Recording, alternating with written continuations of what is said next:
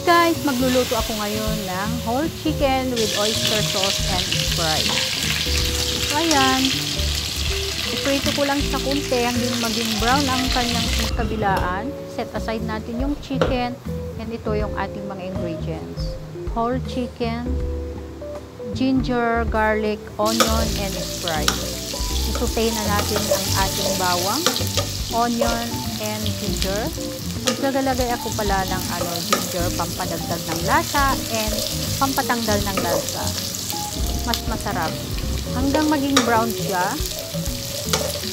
Stir lang natin.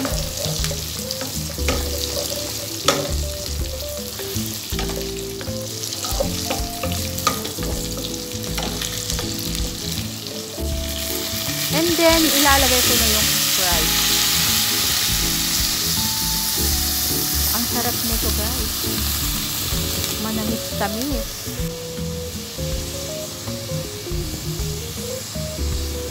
At isunod ko din yung ating oyster sauce, soy sauce, and konting black pepper.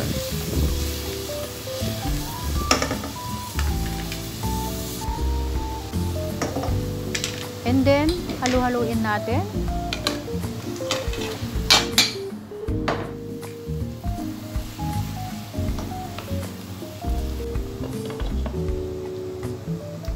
Silipin din natin yung chicken. Ayan, bakit naman ito guys? Kunti na lang yung sauce.